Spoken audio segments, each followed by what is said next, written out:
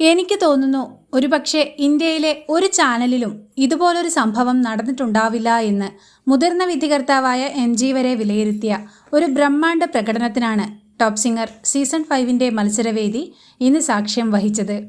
Reality show വേദികളിൽ അധികമാരും പാടിക്കേട്ടിട്ടില്ലാത്ത ഗാനം, വെളിച്ചപ്പാടും ഗുളികനും ഒക്കെ ചേർന്ന് ഒരു കാവിലെത്തിയ അന്തരീക്ഷം വേദിയിൽ സൃഷ്ടിച്ച ബ്രഹ്മാണ്ഡ പ്രകടനത്തിലൂടെയാണ് വേദിയെയും വിധികർത്താക്കളെയും ഒന്നടങ്കം ഞെട്ടിച്ചത്.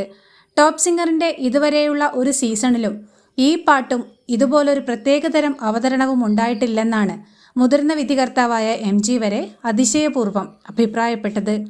ഭയവും ഭക്തിയും രൗദ്രതയും ഒക്കെ ചേർന്ന് ഒരു പ്രത്യേകതരം പ്രതീതിയാണ് വേദിയിൽ സൃഷ്ടിച്ചതെന്നാണ് മധു ബാലകൃഷ്ണൻ അഭിപ്രായപ്പെട്ടത്.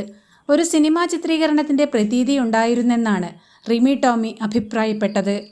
വെളിച്ചപ്പാടും ഗുളികനുമൊക്കെയായി ടോപ്പ് സിംഗർ വേദിയിൽ ഇതുവരെ ആരും പാടിയിട്ടില്ലാത്ത മൂന്നാം തൃക്കണ്ണിൽ എന്ന ഗാനത്തിൻ്റെ ഒരു കാവിൻ്റെ ഭയവും ഭക്തിയും രൗദ്രതയും ഒക്കെ അനുഭവിപ്പിച്ച ഫാമിലി റൗണ്ടിലെ ബ്രഹ്മാണ്ഡ പ്രകടനത്തിലൂടെ പാർവണ സനീഷും കുടുംബവുമാണ് വിധികർത്താക്കളെ ഒന്നടങ്കം അത്ഭുത സ്തബ്ധരാക്കിയത്.